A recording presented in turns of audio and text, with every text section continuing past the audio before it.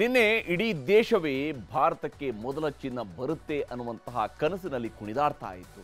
ಇವತ್ತು ಬೆಳಗ್ಗೆ ಎದ್ದು ಎಲ್ಲರೂ ಕೂಡ ಅದೇ ಆಸೆಯನ್ನು ಇಟ್ಕೊಂಡಿದ್ರು. ಇವತ್ತು ರಾತ್ರಿ ಒಳಗೆ ನಾವು ಸೆಲೆಬ್ರೇಟ್ ಮಾಡಬೇಕು ಅಂತೇಳಿ. ಆದರೆ ಆ ಕನಸು ಕಮರಿ ಹೋಗಿದೆ.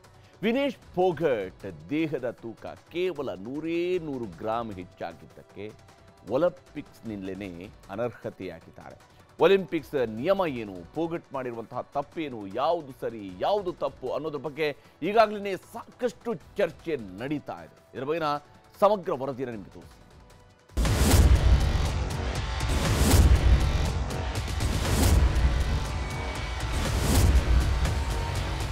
ಒಲಿಂಪಿಕ್ಸ್ನಲ್ಲಿ ಚಿನ್ನದ ಪದಕ ಗೆದ್ದೇ ಗೆಲ್ತಾಳೆ ವಿನೇಶ್ ಫೋಗಟ್ ಅನ್ನೋ ಕನಸು ಕಮರಿ ಹೋಗಿದೆ. ಕುಸ್ತಿ ಆಟದಲ್ಲಿ ಎದುರಾಳಿಯನ್ನ ಪಟ್ಟು ಹಾಕಿ ನೆಲಕ್ಕಪ್ಪಳಿಸಿ ವಿಶ್ವ ಒಲಿಂಪಿಕ್ಸ್ನಲ್ಲಿ ಚಿನ್ನದ ಪದಕ ಗೆದ್ದು ಇತಿಹಾಸ ಬರೀತಾಳೆ ಅನ್ನೋ ಆಸೆ ಮಣ್ಣು ಪಾಲಾಗಿದೆ.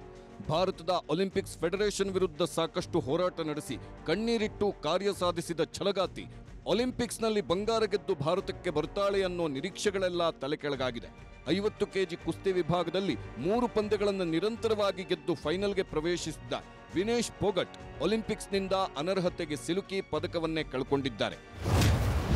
ತೂಕ ಹೆಚ್ಚಾಗಿದ್ದಕ್ಕೆ ಫೋಗಟ್ ಅನರ್ಹತೆ ಅಚ್ಚರಿ ಅನ್ನಿಸಿದ್ರು ಇದೇ ಸತ್ಯ. ಮಹಿಳೆಯರ 50 ಕೆಜಿ ವಿಭಾಗದ ಕುಸ್ತಿ ಪಂದ್ಯದಲ್ಲಿ ವಿನೇಶ್ ಫೋಗಟ್ ತೂಕ ಹೆಚ್ಚಾಗಿತ್ತು. ನಿನ್ನೆ ರಾತ್ರಿಯಿಂದ ನಿದ್ದೆ ಬಿಟ್ಟು ಬೆವರು ಹರಿಸಿ ತೂಕ ಇಳಿಸಲು ಸಾಕಷ್ಟು ಸರ್ಕಸ್ ಮಾಡಿದ್ರು. ಆದರೂ ವಿನೇಶ್ ಫೋಗಟ್ ಒಲಿಂಪಿಕ್ಸ್ ನಿಯಮ ಮೀರಿ 100 ಗ್ರಾಂ ಹೆಚ್ಚಾಯಿತು.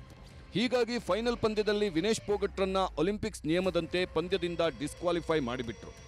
ये हमारे हिंदुस्तान का दुर्भाग्य है कि इतनी बढ़िया कुश्ती लड़के वो फाइनल में पहुंची और उसके बाद उनका वजन मात्र 100 ग्राम वजन उनका ज्यादा हो गया, जिसकी वजह से उनको डिस्क्वालीफाई कर दिया गया. 100 ಗ್ರಾಂ ಹೆಚ್ಚಾಗಿದ್ದಕ್ಕೆ ಅನರ್ಹತೆನಾ? ಒಲಿಂಪಿಕ್ಸ್ ನಿಯಮ ಏನು ಹೇಳುತ್ತೆ? ಆರಂಭಿಕ ಕುಸ್ತಿ ಪಂದ್ಯಗಳಲ್ಲಿ 50 ಕೆಜಿ ವಿಭಾಗದ ಕುಸ್ತಿ ಆಡುವ ಕ್ರೀಡಾಪಟುಗಳ ತೂಕ 50 ರಿಂದ 52 ಕೆಜಿವರೆಗೂ ಇರಬಹುದು. ಆದರೆ ಫೈನಲ್ನಲ್ಲಿ ಮಾತ್ರ 50 ಕೆಜಿಗಿಂತ ಕಡಿಮೆ ಇದ್ದರಷ್ಟೇ ಅರ್ಹತೆ ಪಡೆಯುತ್ತಾರೆ. ಪಂದ್ಯಕ್ಕೂ ಮುನ್ನ ಶಕ್ತಿಗಾಗಿ ಪ್ರೋಟೀನ್ ಆಹಾರ ಸೇವನೆ ಮಾಡುತ್ತಾರೆ. ಹೀಗಾಗಿ 50 ರಿಂದ 52 ಕೆಜಿ ತೂಕ ಹೆಚ್ಚಳಕ್ಕೂ ಅವಕಾಶವಿದೆ. ಈ ಅವಕಾಶ UWW ಅಂದರೆ ವಿಶ್ವ ಕುಸ್ತಿ ಒಕ್ಕೂಟದ ನಿಯಮದಡಿ ಬರುತ್ತೆ. ಅದಕ್ಕೆ ಕುಸ್ತಿ ಪಂದ್ಯ ನಡೆಯುವ 2 ದಿನವೂ ತೂಕ ಪರೀಕ್ಷೆ ನಡೆಸ್ತಾರೆ. ಸೆಮಿಫೈನಲ್ ವರೆಗೂ 50 ರಿಂದ 52 ಕೆಜಿ ಇದ್ರೆ ಓಕೆ. ತೂಕ ಹೆಚ್ಚಾಗಿದ್ದರೆ ಕಸರತ್ತು ಮಾಡಲು 30 ನಿಮಿಷ ಟೈಮ್ ಕೊಡ್ತಾರೆ. ಆದರೆ ಫೈನಲ್ನಲ್ಲಿ ಮಾತ್ರ 50 ಕೆಜಿ ಇರಬೇಕು. 50 ಕೆಜಿ ಮೀರಿದ್ರೆ ತೂಕ ಇಳಿಸಲು ಕಸರತ್ತು ಮಾಡೋಕೆ 15 ನಿಮಿಷ ಸಮಯ ಸಿಗುತ್ತೆ. ಅಷ್ಟರಲ್ಲಿ ತೂಕ ಇಳಿಸದಿದ್ರೆ ಸ್ಥಳದಲ್ಲೇ ಅನರ್ಹ ಅಂತ ಘೋಷಣೆ ಮಾಡ್ತಾರೆ. ಹಾಗಿದ್ರೆ ವಿನೇಶ್ ಫೋಗಟ್ ಒಲಿಂಪಿಕ್ಸ್ಗೆ ಬರೋ ಮುನ್ನ ಎಷ್ಟು ತೂಕವಿದ್ರು, 3 ಪಂದ್ಯಗಳಲ್ಲಿ ಎಷ್ಟು ತೂಕ ಇದ್ರು, ಅನರ್ಹತೆಯಾದ ಫೋಗಟ್ ತೂಕ ಎಷ್ಟಿತ್ತು ಅಂತ ನೋಡೋದಾದ್ರೆ, ಒಲಿಂಪಿಕ್ಸ್ ಸ್ಪರ್ಧೆಗೂ ಮುನ್ನ ವಿನೇಶ್ ಫೋಗಟ್ 57 ಕೆಜಿ ಇದ್ರು. 50 ಕೆಜಿ ಕುಸ್ತಿ ವಿಭಾಗದಲ್ಲಿ ಭಾಗಿಯಾಗೋಕೆ 7 ಕೆಜಿ ತೂಕ ಇಳಿಸಿದ್ರು. ಒಲಿಂಪಿಕ್ಸ್ನ ಮೊದಲ ಪಂದ್ಯದಲ್ಲಿ ಫೋಗಟ್ ಇದ್ದ ತೂಕ 49 ಕೆಜಿ 900 ಗ್ರಾಂ. ಎರಡನೇ ಪಂದ್ಯ ಮತ್ತು ಮೂರನೇ ಪಂದ್ಯದಲ್ಲೂ 49 ಕೆಜಿ 900 ಗ್ರಾಂ ತೂಕ ಮೇಂಟೈನ್ ಮಾಡಿದ್ರು. ಆದರೆ ಸೆಮಿಫೈನಲ್ ಬಳಿಕ ಸುಸ್ತಾಗಿದ್ದ ಫೋಗಟ್ ಪ್ರೋಟೀನ್ ಆಹಾರ ಸೇವಿಸಿದ್ರಿಂದ ತೂಕ 52 ಕೆಜಿ 700 ಗ್ರಾಂಗೆ ಹೋಗಿತ್ತು. ತಕ್ಷಣ ನಿನ್ನೆ ರಾತ್ರಿಯಿಂದ ಬೆಳಿಗ್ಗೆವರೆಗೂ ನಿದ್ದೆ ಬಿಟ್ಟು ಕಸರತ್ತು ಮಾಡಿ 50 ಕೆಜಿ 150 ಗ್ರಾಂಗೆ ತೂಕ ಇಳಿಸಿದ್ರು. ಪಂದ್ಯಕ್ಕೂ ಮುನ್ನ 15 ನಿಮಿಷದ ಅವಧಿಯಲ್ಲಿ ಮತ್ತೆ ಕಸರತ್ತು ಮಾಡಿದ್ರು. 50 ಕೆಜಿ 100 ಗ್ರಾಂಗೆ ಬಂದು ನಿಂತರು. ಆಗ ಒಲಿಂಪಿಕ್ಸ್ನವರು 100 ಗ್ರಾಂ ಜಾಸ್ತಿ ತೂಕ ಇದ್ದಾರೆ ಅಂತ ಅನರ್ಹ ಅಂತ ಘೋಷಿಸಿದ್ರು. ವಿನೇಶ್ ಮಹಿಳಾ ಕುಸ್ತಿ ವಿಭಾಗದಲ್ಲಿ ಹೊರಬಿದ್ದ ಸುದ್ದಿ ಕೇಳಿ ಪ್ರಧಾನಿ ಮೋದಿ ಭಾರತೀಯ ಒಲಿಂಪಿಕ್ಸ್ ಅಧ್ಯಕ್ಷೆ PT ಉಷಾರಿಗೆ ಫೋನ್ ಮಾಡಿ ಮಾಹಿತಿ ಪಡ್ಕೊಂಡ್ರು. ಆಮೇಲೆ ವಿನೇಶ್ ಫೋಗಟ್ಗೂ ಫೋನ್ ಮಾಡಿ ಧೈರ್ಯ ತುಂಬಿದ್ರು. ಸಂಸತ್ ಕಲಾಪದಲ್ಲೂ ಕ್ರೀಡಾ ಸಚಿವ ಮನ್ಸುಖ್ ಮಾಂಡವಿಯಾ ವಿವರಣೆ ಕೊಟ್ಟರು. ಇನ್ನೊಂದು ಕಡೆ PT ಉಷಾ, ಮತ್ತೊಂದು ಕಡೆ ವಿನೇಶ್ ಫೋಗಟ್ ಪೋಷಕರು ಬೇಸರ ಹೊರಹಾಕಿದ್ರು. भारतीय रेसलर विनेश फोगाट को तय कैटेगरी में ज़्यादा वजन 100 ग्राम होने की वजह से पेरिस ओलंपिक से बाहर होना पड़ा है. विनेश 50 केजी की कैटेगरी में खेल रही थी. स्पर्धा के लिए विनेश का वजन 50 किलोग्राम होना अनिवार्य था. भारतीय ओलंपिक संघ की अध्यक्षा PT उषा भी अभी पेरिस में है. प्रधानमंत्री जी ने स्वयं उसके साथ बातचीत करके उचित कार्यवाही करने के लिए, उचित एक्शन लेने के लिए भी उसको कहा गया है. Vinesh disqualification is very shocking, and I met Vinesh at the Olympic Village Polyclinic a short while ago and assured her complete support of the Indian Olympic Association, Government of India and the whole country. We are providing Vinesh all medical and emotional support. देखिए कहने के लिए कुछ बचा नहीं मेरे पास, अब क्या बताऊँ मैं. भाई तो जो सारे देश ने गोल्ड मेडल की उम्मीद थी, आज थी, और हमें खुशी थी। आज जो खुशी का दिन था, जो सुबह उठते हैं जो भैया तैयारी ऐसे ऐसे तैयारी कर रखी थी। और ये समाचार जो है मेरे पास सुबह आया जो 9-10 बजे, तो मैं बस कुछ मेरा कहना। ರಾಜಕೀಯ ತಿರುವು ಪಡೆದ ಪೋಗಟ್ ಅನರ್ಹತೆ. ಭಾರತೀಯ ಕುಸ್ತಿ ಫೆಡರೇಷನ್ ಅಧ್ಯಕ್ಷ ಬ್ರಿಜ್ಭೂಷಣ್ ವಿರುದ್ಧ ಲೈಂಗಿಕ ಕಿರುಕುಳ ಆರೋಪ ಕೇಳಿಬಂದಿತ್ತು. ಅವತ್ತು ಬ್ರಿಜ್ಭೂಷಣ್ ವಿರುದ್ಧ ಕುಸ್ತಿಪಟುಗಳೆಲ್ಲ ಬೀದಿಗಿಳಿದಿದ್ರು, ಕಣ್ಣೀರು ಹಾಕಿದ್ರು. ಮೋದಿ ಸರ್ಕಾರಕ್ಕೂ ಇದು ಕಳೆದ ವರ್ಷ ದೊಡ್ಡ ಮುಜುಗರ ತರಿಸಿತ್ತು. ಆಮೇಲೆ ಬ್ರಿಜ್ಭೂಷಣ್ ಸ್ಥಾನಮಾನ ಕಳ್ಕೊಂಡ್ರು. ಈಗ ವಿನೇಶ್ ಪೋಗಟ್ ಮೇಲೆ ಸೇಡು ತೀರಿಸಿಕೊಂಡಿದ್ದಾರೆ ಅಂತ ಸಾಮಾಜಿಕ ಜಾಲತಾಣಗಳಲ್ಲಿ ವೈರಲ್ ಆಗ್ತಿದೆ. ಇನ್ನೊಂದು ಕಡೆ ಪೋಗಟ್ಗೆ ಅನ್ಯಾಯ ಆಗಿಲ್ಲ, ಕಾನೂನಾತ್ಮಕವಾಗಿ ಪೋಗಟ್ಗೆ ಅನ್ಯಾಯ ಆಗಿರೋದು ನಿಜವಾದ್ರೆ ಭಾರತೀಯ ಕುಸ್ತಿ ಒಕ್ಕೂಟ ಪ್ರತಿಭಟನೆಗೂ ರೆಡಿ ಆಗಿದೆ. WFI अभी अपना लीगल वो देख रहा है और पीटी उषा मैडम अभी विलेज में पहुंच गई हैं। हम लोग आपस में बात करके कि IOC को कैसे क्या किया जाए, UWW को क्या प्रोटेस्ट किया जाए, इस पे हम लोग का लीगली विचार चल रहा है। उसको करके हम लोग प्रोटेस्ट करेंगे उसको। ಮಾನಸಿಕವಾಗಿ ಕುಗ್ಗಿರುವ ವಿನೇಶ್ ಪೋಗಟ್ಗೆ ರಿಲಯನ್ಸ್ ಫೌಂಡೇಶನ್ ಅಧ್ಯಕ್ಷೆ ಹಾಗೂ IOC ಸದಸ್ಯೆ ನೀತಾ ಅಂಬಾನಿ ಬೇಸರ ವ್ಯಕ್ತಪಡಿಸಿದ್ರು. ವಿನೇಶ್ ಪೋಗಟ್ಗೆ ಧೈರ್ಯನೂ ತುಂಬಿದ್ರು. ನಾವೆಲ್ಲರೂ ನಿಮ್ಮ ಜೊತೆ ಇದ್ದೇವೆ, ನೀವು ಅಪ್ರತಿಮ ಹೋರಾಟಗಾರ್ತಿ, ನಿಮ್ಮ ಸ್ಫೂರ್ತಿ ಪದಕಕ್ಕಿಂತ ಹೆಚ್ಚು ಪ್ರಕಾಶಿಸಲಿದೆ, ನಿಮ್ಮ ದುಃಖದಲ್ಲಿ ಇಡೀ ದೇಶವೇ ಭಾಗಿಯಾಗಿದೆ, ಯಾವುದೇ ಕಾರಣಕ್ಕೂ ನೀವು ಧೈರ್ಯಗೆಡದಿರಿ ಅಂತ ವಿಶ್ವಾಸ ತುಂಬಿದ್ದಾರೆ. ಸದ್ಯ ದೇಹದ ತೂಕ ಇಳಿಸಲು ರಾತ್ರಿಯಿಡೀ ಕಸರತ್ತು ಮಾಡಿದ ವಿನೇಶ್ ಪೋಗಟ್ ಆಸ್ಪತ್ರೆ ಸೇರಿದ್ದಾರೆ. ಸುಸ್ತು, ಬಳಲಿಕೆ ಜೊತೆಗೆ ಮಾನಸಿಕವಾಗಿ ಕುಸಿದಿರೋ ವಿನೇಶ್ ಪೋಗಟ್ಗೆ ಇಡೀ ದೇಶವೇ ಧೈರ್ಯದ ಸಂದೇಶ ರವಾನಿಸಿದೆ. Bureau report, news 18. ಹಣೆ ಬರಹ ಕೆಟ್ಟರೆ ಹೂವು ಕೂಡ ಹಾವಾಗಬಹುದಂತೆ. ಹಾಗಾಗಿದೆ ಈಗ ದರ್ಶನ್ ಮತ್ತು ಡಿ ಗ್ಯಾಂಗ್ನ ಪರಿಸ್ಥಿತಿ. ಸ್ವಾಮಿ ಕೊಲೆ ಕೇಸಲ್ಲಿ ನಾನು ಇರಲಿಲ್ಲ ಅನ್ನುವಂತಹ ವಿಚಾರವನ್ನು ಕಾಟೇರ ಇಷ್ಟೇ ಹೇಳ್ತಾ ಇದ್ರೂ ಕೂಡ ಹೊಸ ಕಂಟಕ ಎದುರಾಗಿದೆ. ಕಗ್ಗತ್ತಲ ರಾತ್ರಿಯಲ್ಲಿ ನಡೆದಿದ್ದಂತಹ ರಕ್ತ ರಹಸ್ಯ ಈಗ FSLನ ವರದಿಯಲ್ಲಿ ಬಯಲಾಗಿದೆ. ಫಾಸ್ಟ್ ಟ್ರ್ಯಾಕ್ ಕೋರ್ಟ್ಗೆ ಪ್ರಕರಣ ಶಿಫ್ಟ್ ಆಗಬೇಕು ಅನ್ನುವಂತಹ ಒಂದು ಬೇಡಿಕೆಯನ್ನು ಪೊಲೀಸ್ ಇಲಾಖೆಯು ಕೂಡ ಸರ್ಕಾರದ ಮುಂದೆ ಇಡ್ತಾ ಇದೆ.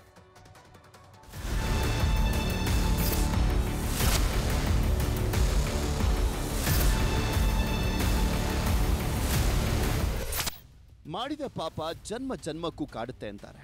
ಆದರೆ ಈಗೆಲ್ಲ ಜನ್ಮ ಜನ್ಮಾಂತರದವರೆಗೆ ಕಾಯುವಂತ ಮಾತೇ ಇಲ್ಲ ಬಿಡಿ. ನಾವು ಮಾಡಿದ ಪಾಪದ ಕರ್ಮವನ್ನ ನಾವೇ ಅನುಭವಿಸಬೇಕು. ದರ್ಶನ್ ವಿಷಯದಲ್ಲೂ ಇದೇ ಆಗ್ತಾ ಇರೋದು. ಕಂಬಿ ಹಿಂದೆ ಸೇರಿರುವಂತ ದರ್ಶನ್ರ ಕೊಲೆ ಪ್ರಕರಣ ಅದ್ಯಾವಾಗ ಇತ್ಯರ್ಥ ಆಗುತ್ತೋ, ಆರೋಪಿಗಳಿಗೆ ಶಿಕ್ಷೆ ಆಗೋದೊಳಗೆ ದಶಕವೇ ಕಳೆದೋಗುತ್ತೋ ಅನ್ನುವಂಥ ಚರ್ಚೆ ಶುರುವಾಗಿತ್ತು. ಆದ್ರೀಗ ಪೊಲೀಸರ ನಡೆಯನ್ನ ನೋಡಿದ್ರೆ ವರ್ಷ ಕಳೆಯೋದಿರಲಿ, ತಿಂಗಳು ಕಳೆಯೋದೊಳಗೆ ಕಂಟಕ ಹೆಗಲೇರುವಂತೆ ಕಾಣ್ತಾ ಇದೆ.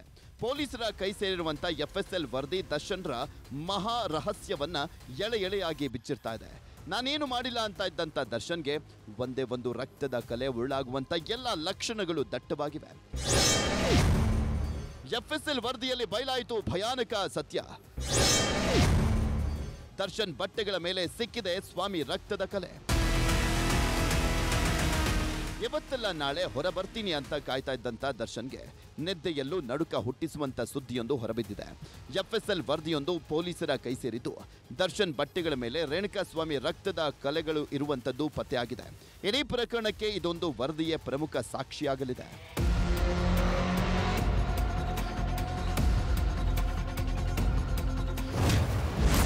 ದರ್ಶನ್ರನ್ನ ಬಂಧಿಸಿದ್ದ ಪೊಲೀಸರು ಅವರ ಮನೆಯಲ್ಲಿ ಹಲವು ಬಟ್ಟೆಗಳನ್ನು ವಶಪಡಿಸಿಕೊಂಡಿದ್ರು.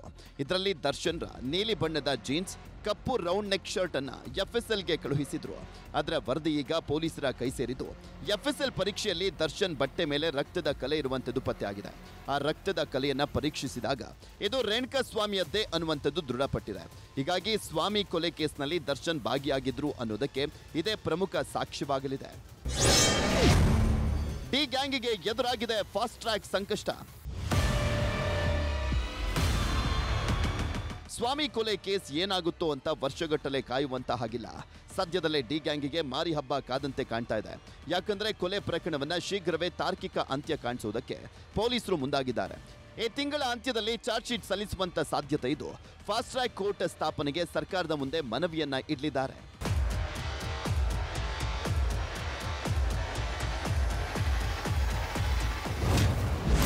ಪೊಲೀಸ್ ಇಲಾಖೆಯ ಮನವಿಯನ್ನ ಸರ್ಕಾರ ಪುರಸ್ಕರಿಸಿದ್ರಷ್ಟೇ ಫಾಸ್ಟ್ ಟ್ರ್ಯಾಕ್ ಕೋರ್ಟ್ ಸ್ಥಾಪನೆ ಆಗಲಿದೆ. ನಂತರ ತ್ವರಿತಗತಿಯಲ್ಲಿ ಇಡೀ ಪ್ರಕರಣದ ವಿಚಾರಣೆ ನಡೆಯಲಿದ್ದು ಸ್ವಾಮಿ ಕೊಲೆ ಕೇಸ್ಗೆ ಶೀಘ್ರದಲ್ಲೇ ತಾರ್ಕಿಕ ಅಂತ್ಯ ಸಿಗಲಿದೆ. ಅಲ್ಲದೆ ಆರೋಪಿಗಳಿಗೆ ಶೀಘ್ರದಲ್ಲೇ ಶಿಕ್ಷೆ ಪ್ರಕಟ ಆಗುವಂತ ಸಾಧ್ಯತೆ ಇದ್ದು ಕಂಬಿ ಹಿಂದೆ ಸೇರಿರುವಂತವರಿಗೆ ಶಿಕ್ಷೆಯ ರುಚಿಯನ್ನ ತೋರಿಸೋದಕ್ಕೆ ಪೊಲೀಸರು ಪ್ಲಾನ್ ಮಾಡಿದ್ದಾರೆ. ದುರ್ಗಾ 2 ಶೆಡ್ನ 10 ಸಾಕ್ಷ್ಯಗಳ ಸಂಕಷ್ಟ.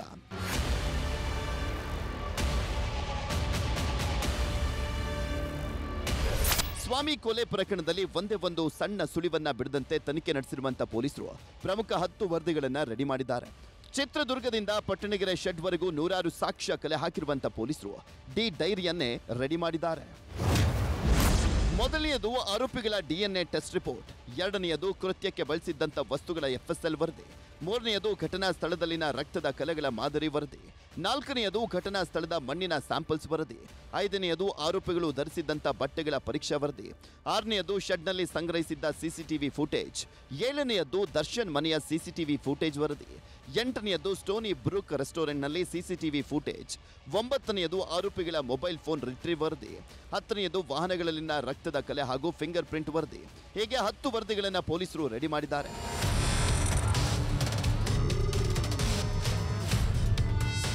ಒಟ್ನಲ್ಲಿ ಪೊಲೀಸರ ಕೈ ಸೇರಿರುವಂತ ಒಂದೊಂದು ವರದಿಯಲ್ಲೂ ಕೂಡ ದರ್ಶನ್ಗೆ ಮಹಾ ಕಂಟಕಗಳೇ ಕಾಣ್ತಾ ಇದೆ.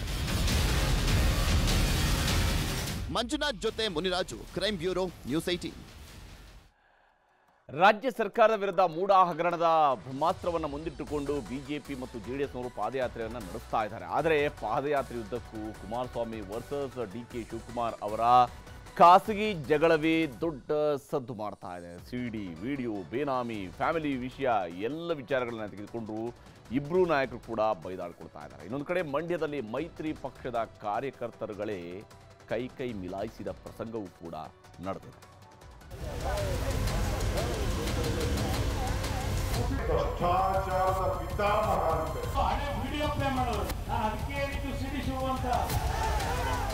ಮೂಡಾ ಸೈಟ್ ಹಂಚಿಕೆಯ ಅಕ್ರಮ, ಸಿಎಂ ರಾಜೀನಾಮೆಗೆ ಒತ್ತಾಯಿಸಿ ಬಿಜೆಪಿ ಜೆಡಿಎಸ್ ಪಕ್ಷಗಳು ಮಾಡುತ್ತಿರುವ ಪಾದಯಾತ್ರೆ 5 ದಿನ ಪೂರೈಸಿದೆ. ಮಂಡ್ಯ ದಾಟಿರೋ ಪಾದಯಾತ್ರೆ ತೂಬಿನಕೆರೆ ಬಳಿ ಬೀಡು ಬಿಟ್ಟಿದೆ. ಇಡೀ ಮಂಡ್ಯ ಕೇಸರಿ ಹಾಗೂ ಹಸಿರುಮಯವಾಗಿತ್ತು. ವಿಜಯೇಂದ್ರಗೆ ಟಗರು ಗಿಫ್ಟ್ ಮಾಡಿದ್ರು ಜನ. ಎತ್ತಿನ ಗಾಡಿ ಮೇಲೆ ಬಂದ ನಿಖಿಲ್ ಕುಮಾರಸ್ವಾಮಿ ಕೂಡ ಎಲ್ಲರ ಹೈಲೈಟ್ ಆದರು. ಅಂದುಕೊಂಡಂತೆ ಮಂಡ್ಯದಲ್ಲಿ DK ವರ್ಸಸ್ HDK ನಡುವೆ ವಾಗ್ಯುದ್ಧ. ನಿನ್ನೆ ಮಂಡ್ಯದಲ್ಲಿ ನಿಂತು DK ಶಿವಕುಮಾರ್ ಹಲವು ಪ್ರಶ್ನೆಗಳನ್ನು ಹಾಕಿದ್ರು. ಆ ಎಲ್ಲ ಪ್ರಶ್ನೆಗಳಿಗೆ ಒಂದೊಂದಾಗಿ ಉತ್ತರ ಕೊಟ್ಟರು ಕುಮಾರಸ್ವಾಮಿ. ಒಬ್ಬರು 70-75 ವರ್ಷದ ತಾಯಿ ಫೋನ್ ಮಾಡಿದ್ದಾರೆ. ಯಾಕಪ್ಪ ನೀನು ಈ ಕಳಕಾದ್ರ ಬಗ್ಗೆ ನೀನು ಮಾತಾಡ್ತೀಯ? ಕೊಚ್ಚೆ ಮೇಲೆ ಕಲ್ಯಾಕೆ ಎಸಿದೀಯ? ನಾವಿದೀವಿ ಆ ಕೊಚ್ಚೆ ಕ್ಲೀನ್ ಮಾಡೋದಕ್ಕೆ. ನಿನ್ ಪಾಡ ನೀನ್ ಕೆಲಸ ಮಾಡ್ಕೊಂಡಿರಪ್ಪ, ಇವ್ರು ಸವಾಸ್ ಬೇಡ ನಿನ್ಗೆ.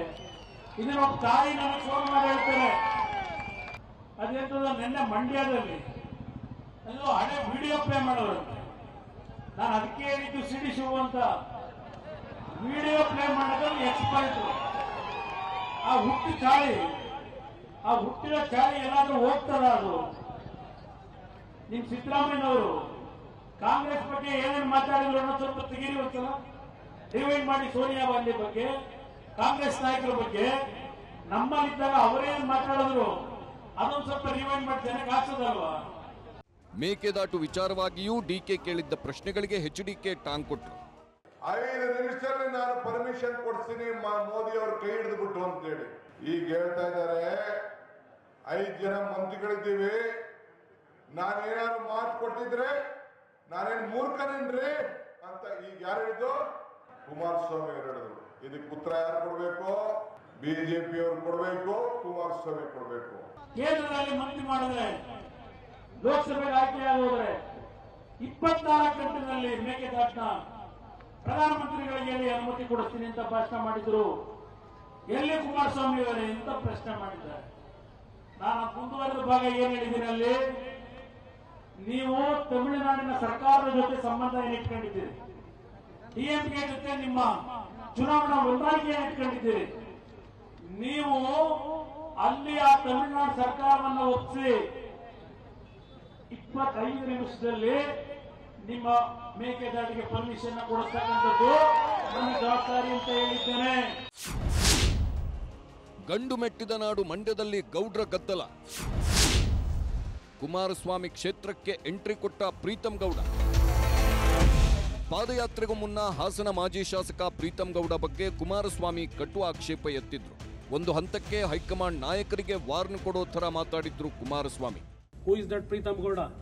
ದೇವೇಗೌಡರ ಕುಟುಂಬವನ್ನ ಸರ್ವನಾಶ ಮಾಡ್ಲಿಕ್ಕೆ ಹೋದಂಥವನ್ನ ಸಭೆ ಕರೆದು ಕೂರಿಸ್ಕೋತಾರೆ, ನನ್ನ ಸಭೆ ಕರೀತಾರೆ. ನನಗೂ ಸಹಿಸ್ಕೊಳ್ಳಿಕ್ಕೆ ಒಂದು ಇತಿಮಿತಿ ಇದೆ. ಯಾರ ಕಾರಣ ಆ ಪೆನ್ ಡ್ರೈವ್ಗಳನ್ನ ಬೀದಿ ಹಂಚಲಿಕ್ಕೆ? ಇಂಥವ್ರನ್ನ ನನ್ನನ್ನು ಸಭೆ ಕರೀತಾರೆ, ಅವ್ನ ಪಕ್ಕದಲ್ಲಿ ಕೂರಿಸ್ಕೊಂಡು ಮೀಟಿಂಗ್ ಮಾಡ್ಲಿಕ್ಕೆ ಕರೀತಾರೆ. ನನ್ನನ್ನು ನಮ್ಮ ಕುಟುಂಬಕ್ಕೆ ವಿಷ ಆಗ್ತಕ್ಕಂಥವ್ರನ್ನ ಜೊತೆಲಿ ಕೂರಿಸ್ಕೊಂಡು ಇವತ್ತು ಇದಕ್ಕೆ ನಮ್ಮ ಬೆಲೆ ಕೇಳ್ತಾರ. ಗೊತ್ತಿಲ್ಲ ಅವರಿಗೆ ಅಲ್ಲಿ ಏನೇ ಆಗಿದೆ ಅಂತ ಹಾಸನದಲ್ಲಿ. ಯಾರಿದಕ್ಕೆ ಕಾರಣ? ಜೆಪಿ ನಡ್ಡಾ, ಪ್ರಹ್ಲಾದ್ ಜೋಶಿ ಸಂಧಾನ ಆದ ನಂತರ ಪಾದಯಾತ್ರೆಗೆ ಸಮ್ಮತಿ ಕೊಟ್ಟಿದ್ದರು ಕುಮಾರಸ್ವಾಮಿ. ಮೊದಲ ದಿನ ಪಾದಯಾತ್ರೆಗೆ ಬಂದು ಉಳಿದ ದಿನ ಸೈಲೆಂಟ್ ಆಗಿದ್ರು ಪ್ರೀತಂ ಗೌಡ. ಆದರೆ ತಮ್ಮನ್ನು ಪ್ರಶ್ನಿಸಿದ್ದ ಕುಮಾರಸ್ವಾಮಿ ಕ್ಷೇತ್ರಕ್ಕೆ ಕಾಲಿಟ್ಟರು ಪ್ರೀತಂ ಗೌಡ.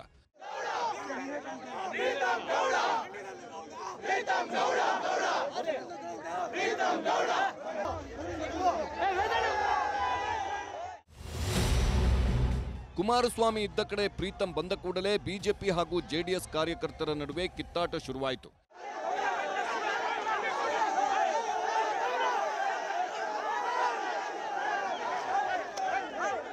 ಈ ಮಧ್ಯೆ ಕುಮಾರಸ್ವಾಮಿ ಮುಂದೆಯೇ ಪ್ರೀತಂ ಗೌಡಗೆ ಜೈಕಾರವೂ ಕೂಗಿ ಬಂತು.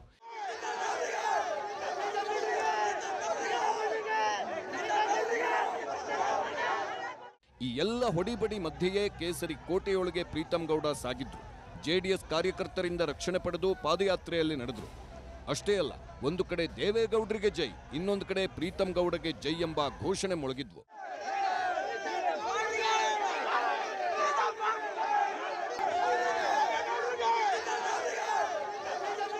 Bureau report, news 18. ಇನ್ನು ಮೂಡಾ ಹಗರಣದ ವಿಷಯದಲ್ಲಿ ಬಿಜೆಪಿ ಮತ್ತು ಜೆಡಿಎಸ್ನವರು ಮೈಸೂರಿಗೆ ಪಾದಯಾತ್ರೆಯನ್ನು ಮಾಡ್ತಾ ಇದ್ದಾರೆ. ಅಲ್ಲಿ ಏನೇ ಕಿತ್ತಾಟ, ಏನೇ ವಿಚಾರಗಳು ನಡೆದರೂ ಕೂಡ ಇಲ್ಲಿ ಪಾದಯಾತ್ರೆ ನಡೀತಾ ಇರುವಂಥದ್ದು ಮೂಡಾ ವಿಚಾರದಲ್ಲಿ ಆರೋಪ ಪ್ರತ್ಯಾರೋಪಗಳು ಏನೇನು ಕೂಡ ಸಿದ್ದರಾಮಯ್ಯನವರ ರಾಜೀನಾಮೆ ಕೊಡಬೇಕು ಅನ್ನೋ ಒಂದು ಫೈನಲ್ ವಿಚಾರ ಇದ್ದೇ ಇದೆ. ಆದರೆ ಈ ಮೈತ್ರಿ ಯಾತ್ರೆಗೂ ಮೊದಲೇ ಮೈಸೂರಿನಲ್ಲಿ ಸಿದ್ದರಾಮಯ್ಯನವರು ದೊಡ್ಡ ಸಮಾವೇಶ ನಡೆಸ್ತಾ ಇದ್ದಾರೆ. ಕಾಂಗ್ರೆಸ್ ಪಕ್ಷದ ಬದಲು ಅಹಿಂದ ಸಂಘಟನೆಯವರು ಈ ಸಮಾವೇಶವನ್ನು ಆಯೋಜಿಸ್ತಾ ಇರುವಂಥದ್ದು ಕೂಡ ಸಾಕಷ್ಟು ಪ್ರಶ್ನೆಗಳನ್ನು ಹುಟ್ಟುಹಾಕಿದೆ. ಇನ್ನೊಂದು ಕಡೆ ಸಿಎಂ ವಿರುದ್ಧ ದೂರು ಕೊಟ್ಟಿದ್ದಂತಹ ಟಿ.ಜೆ. ಅಬ್ರಹಾಂ ವಿರುದ್ಧ ಚಾರ್ಜ್ ಶೀಟ್ ರೆಡಿಯಾಗಿದೆ.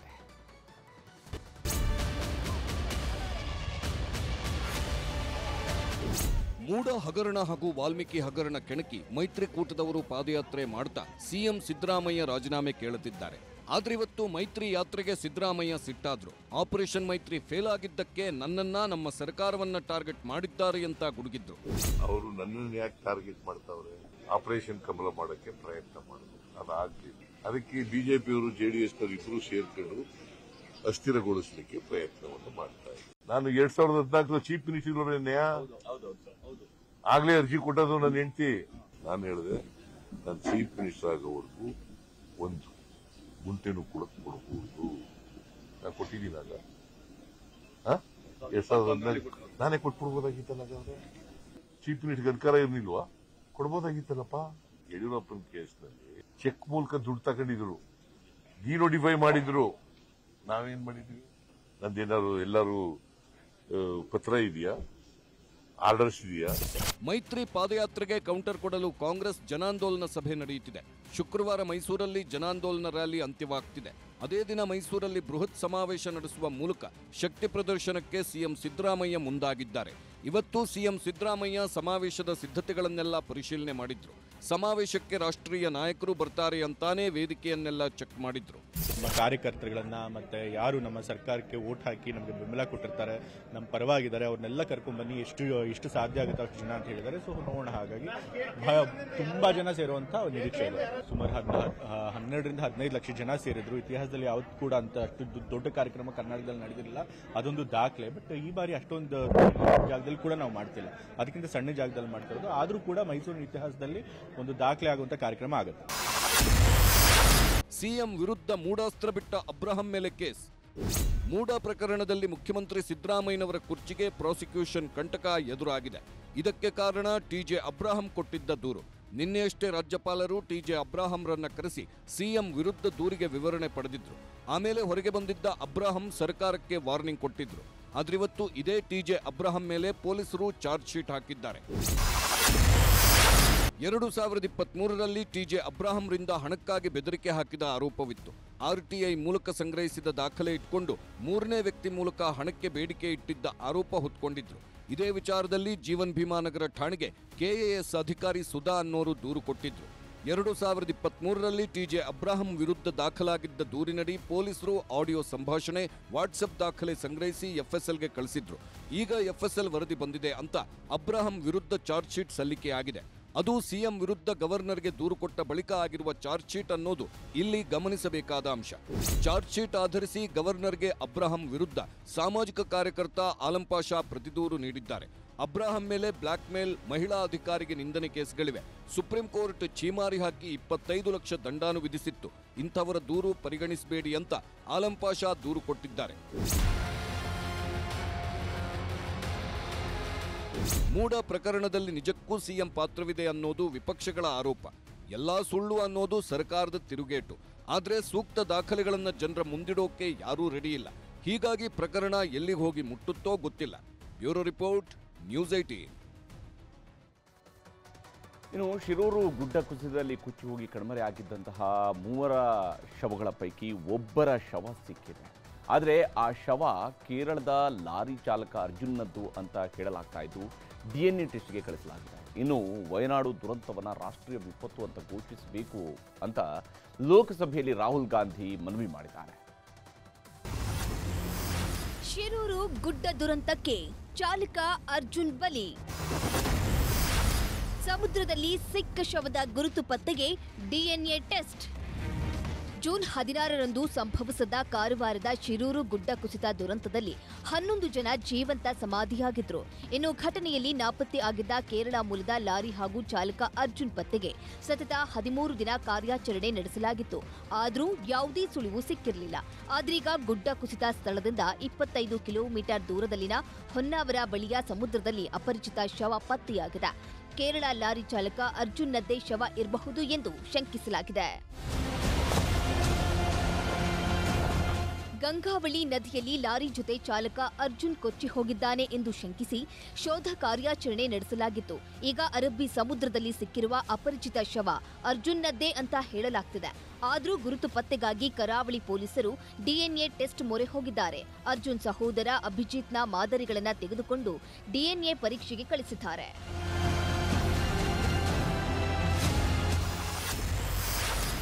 ಕಾಳಿ ನದಿ ಅಬ್ಬರಕ್ಕೆ ಸೇತುವೆ ಪೀಸ್.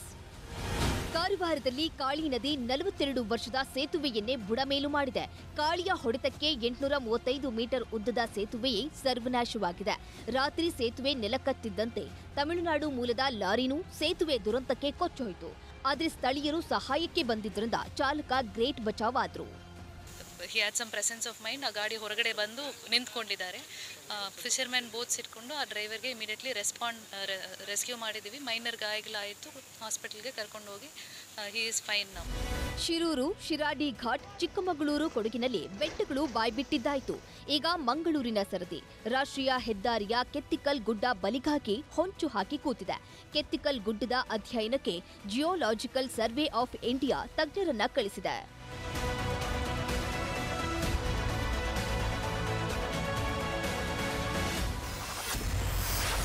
ವಯನಾಡು ಗುಡ್ಡ ಕುಸಿತ ದುರಂತಕ್ಕೆ 400 ಜನ ಬಲಿ. ರಾಷ್ಟ್ರೀಯ ವಿಪತ್ತು ಎಂದು ಘೋಷಿಸಲು ರಾಹುಲ್ ಆಗ್ರಹ. ಭೀಕರ ಗುಡ್ಡ ಕುಸಿತಕ್ಕೆ ಕೇರಳದ ವಯನಾಡು ಕಣ್ಣೀರಲ್ಲಿ ಮುಳುಗಿದೆ. ಕಳೆದ 9 ದಿನಗಳಿಂದ ರಕ್ಷಣಾ ಸಿಬ್ಬಂದಿ ಕಾರ್ಯಾಚರಣೆ ನಡೆಸುತ್ತಿದ್ದಾರೆ. ಈವರೆಗೂ 400ಕ್ಕೂ ಹೆಚ್ಚು ಶವಗಳು ಪತ್ತೆಯಾಗಿದ್ದು 150ಕ್ಕೂ ಹೆಚ್ಚು ಮಂದಿ ಎಲ್ಲಿದ್ದಾರೆ, ಹೇಗಿದ್ದಾರೆ ಎಂಬ ಸುಳಿವೇ ಇಲ್ಲ. ಈ ಬಗ್ಗೆ ಇಂದು ಲೋಕಸಭೆಯಲ್ಲಿ ಪ್ರಸ್ತಾಪಿಸಿದ ವಿಪಕ್ಷ ನಾಯಕ ರಾಹುಲ್ ಗಾಂಧಿ ವಯನಾಡು ಭೂಕುಸಿತ ದುರಂತವನ್ನ ರಾಷ್ಟ್ರೀಯ ವಿಪತ್ತು ಎಂದು ಘೋಷಿಸಲು ಒತ್ತಾಯಿಸಿದರು. I visited Wayanad and I saw with my own eyes the devastation, the pain. More than 200 are dead and vast number are missing. But I'd like to commend the work of the union and state government, of NDRF and SDRF, of the army, and it's a very concentrated tragedy to support a comprehensive rehabilitation package to declare the Wayanad landslides as a national disaster. Wayanad ಸಂತ್ರಸ್ತರ ನೆರವಿಗೆ ಪರಿಹಾರನೂ ಜೋರಾಗಿ ಹರಿದು ಬರ್ತಿದೆ. ಕೇರಳ ಸಂತ್ರಸ್ತ ನೋವಿಗೆ ನಟ ಪ್ರಭಾಸ್ ಮಿಡಿದಿದ್ದಾರೆ. Kerala CM ಪರಿಹಾರ ನಿಧಿಗೆ 2 ಕೋಟಿ ರೂಪಾಯಿ ದೇಣಿಗೆ ನೀಡಿದ್ದಾರೆ. ಕರ್ನಾಟಕ, ಕೇರಳ ಅಷ್ಟೇ ಅಲ್ಲ, ದೇಶದ ಅನೇಕ ರಾಜ್ಯಗಳಲ್ಲಿ ಮಳೆ ಅಬ್ಬರಿಸುತ್ತದೆ. ಉತ್ತರ ಪ್ರದೇಶದ ಪ್ರಯಾಗರಾಜ್ನಲ್ಲಿ ಗಂಗಾ ಮತ್ತು ಯಮುನಾ ನದಿಗಳು ಅಪಾಯ ಮಟ್ಟ ಮೀರಿ ಹರಿಯುತ್ತಿದ್ದು, ಶ್ರೀ ಬಡೆ ಹನುಮಾನ್ ದೇವಸ್ಥಾನಕ್ಕೆ ನೀರು ನುಗ್ಗಿದೆ. ಬಿಹಾರದ ಪಾಟ್ನಾದಲ್ಲೂ ಗಂಗಾ ನದಿ ಉಕ್ಕಿ ಹರಿಯುತ್ತಿದ್ದು, ಸೇತುವೆಗಳು ಅರ್ಧಕ್ಕೆ ಮುಳುಗಡೆ ಆಗಿದೆ. ಅಸ್ಸಾಂ, ಜಮ್ಮು ಕಾಶ್ಮೀರ, ಉತ್ತರಾಖಂಡ್, ಮಧ್ಯಪ್ರದೇಶ, ಮಹಾರಾಷ್ಟ್ರದಲ್ಲೂ ವರ್ಣ ಅವಾಂತರ ಸೃಷ್ಟಿಸಿದ್ದು, ಜನಜೀವನ ಸಂಪೂರ್ಣ ಅಸ್ತವ್ಯಸ್ತವಾಗಿದೆ. Bureau report, news 18. ಈಗ ರಾಜ್ಯ ಹಾಗೂ ರಾಷ್ಟ್ರದ ಮತ್ತಷ್ಟು ಪ್ರಮುಖ ಸುದ್ದಿಗಳನ್ನು ಕ್ವಿಕ್ ಆಗಿ ನೋಡೋಣ. ಆಸ್ಪತ್ರೆಗೆ ಬಂದು ರಸ್ತೆ ದಾಟ್ತಿದ್ದ ಗರ್ಭಿಣಿಗೆ ಕೆಎಸ್ಆರ್ಟಿಸಿ ಬಸ್ ಡಿಕ್ಕಿ ಹೊಡೆದಿದೆ. ಚಾಮರಾಜನಗರ ಜಿಲ್ಲೆ ಕೊಳ್ಳೇಗಾಲ ತಾಲೂಕಿನ ಕಾಮಕೆರೆ ಬಳಿ ಅಪಘಾತ ಸಂಭವಿಸಿದ್ದು, ತೀವ್ರವಾಗಿ ಗಾಯಗೊಂಡಿದ್ದ ನಮಿತಾ ಸ್ಥಳದಲ್ಲಿ ಮೃತಪಟ್ಟಿದ್ದಾರೆ. ದಾವಣಗೆರೆಯ ಸಿರಿಗೆರೆ ತರಳಬಾಳು ಮಠದ ಉತ್ತರಾಧಿಕಾರಿ ನೇಮಕ ವಿಚಾರ ತಾರಕಕ್ಕೇರಿದೆ. ತಮ್ಮ ವಿರುದ್ಧದ ಆರೋಪಗಳಿಗೆ ಡಾಕ್ಟರ್ ಶಿವಮೂರ್ತಿ ಶಿವಾಚಾರ್ಯ ಶ್ರೀ ಮಠದ ವೆಬ್ಸೈಟ್ನಲ್ಲಿ ದಾಖಲೆಯನ್ನ ಬಿಡುಗಡೆ ಮಾಡಿದ್ದಾರೆ. 1990ರಲ್ಲಿ ಟ್ರಸ್ಟ್ ಡೀಡ್ ಮಾಡಿದ್ದ ಸಭೆಯ ವಿವರ ಹಾಕಿದ್ದಾರೆ. ಏಕಾಏಕಿ ಕುಸಿದ ಟೊಮ್ಯಾಟೊ ಬೆಲೆಯಿಂದ ರೈತರು ಕಂಗಾಲಾಗಿದ್ದಾರೆ. ಗದಗ ಜಿಲ್ಲೆಯ ಲಕ್ಷ್ಮೇಶ್ವರ ಪಟ್ಟಣದಲ್ಲಿ ರಸ್ತೆಗೆ ಟೊಮ್ಯಾಟೊವನ್ನು ಸುರಿದು ರೈತರು ಆಕ್ರೋಶವನ್ನು ವ್ಯಕ್ತಪಡಿಸಿದ್ರು. 25 ಕೆಜಿಯ ಟೊಮ್ಯಾಟೊ ಬಾಕ್ಸ್ ಕೇವಲ 50ರಿಂದ 100 ರೂಪಾಯಿಗೆ ಮಾರಾಟವಾಗ್ತಿದೆ. ಜಮ್ಮು ಕಾಶ್ಮೀರದಲ್ಲಿ ನಿನ್ನೆ ಉಗ್ರರ ಫೈರಿಂಗ್ ನಡೆದಿತ್ತು. ಹೀಗಾಗಿ ಉಧಂಪುರ ಜಿಲ್ಲೆಯ ಬಸಂತಗಡ ಏರಿಯಾದಲ್ಲಿ ಮಿಲಿಟರಿ ಕೋಂಬಿಂಗ್ ತೀವ್ರಗೊಂಡಿದೆ. ನಾಳೆ ರಾಜ್ಯಕ್ಕೆ ಆಂಧ್ರ ಉಪಮುಖ್ಯಮಂತ್ರಿ ಪವನ್ ಕಲ್ಯಾಣ್ ಭೇಟಿ ನೀಡುತ್ತಿದ್ದಾರೆ. ಅರಣ್ಯ ಸಚಿವ ಈಶ್ವರ ಖಂಡ್ರೆ ಜೊತೆ ಸಭೆಯನ್ನ ನಡೆಸಲಿದ್ದಾರೆ. ನಾಳೆ ಮಧ್ಯಾಹ್ನ 12 ಗಂಟೆಗೆ ಜಂಟಿ ಸುದ್ದಿಗೋಷ್ಠಿ ನಡೆಯಲಿದೆ. ದೆಹಲಿಯಲ್ಲಿ ಬೇಸ್ಮೆಂಟ್ಗೆ ನೀರು ನುಗ್ಗಿ 3 ಯುಪಿಎಸ್ಸಿ ಅಭ್ಯರ್ಥಿಗಳು ಮೃತಪಟ್ಟ ಪ್ರಕರಣದ ತನಿಖೆ ಚುರುಕುಗೊಂಡಿದೆ. ಘಟನಾ ಸ್ಥಳಕ್ಕೆ ಇವತ್ತು ಸಿಬಿಐ ಅಧಿಕಾರಿಗಳ ತಂಡ ಭೇಟಿ ನೀಡಿ ಪರಿಶೀಲನೆ ನಡೆಸಿತು. ರಾಷ್ಟ್ರಪತಿ ದ್ರೌಪದಿ ಮುರ್ಮು ಅವರು ನ್ಯೂಜಿಲೆಂಡ್ ಪ್ರವಾಸದಲ್ಲಿದ್ದಾರೆ. ವಿಶೇಷ ವಿಮಾನದಲ್ಲಿ ಆಕ್ಲೆಂಡ್ಗೆ ಬಂದಿಳಿದ ಮುರ್ಮುಗೆ ನ್ಯೂಜಿಲೆಂಡ್ ಪ್ರಧಾನಿ ಕ್ರಿಸ್ಟೋಫರ್ ಲುಕ್ಸನ್ ಸ್ವಾಗತಿಸಿದ್ರು. ವೆಲ್ಲಿಂಗ್ಟನ್ನಲ್ಲಿ ಅಂತಾರಾಷ್ಟ್ರೀಯ ಶಿಕ್ಷಣ ಸಮ್ಮೇಳನವನ್ನ ಉದ್ದೇಶಿಸಿ ಮುರ್ಮು ಮಾತನಾಡಲಿದ್ದಾರೆ. ಇದಾಗಿತ್ತು ಇವತ್ತಿನ ಸೂಪರ್ ಪ್ರೈಮ್ ಎಟ್ 9. ಈಗ ಬಿಗ್ ಸ್ಟೋರಿ ಪ್ರಸಾರವಾಗುತ್ತೆ. ನೋಡ್ತಾ ಇರಿ ನ್ಯೂಸ್ 18 ಕನ್ನಡ.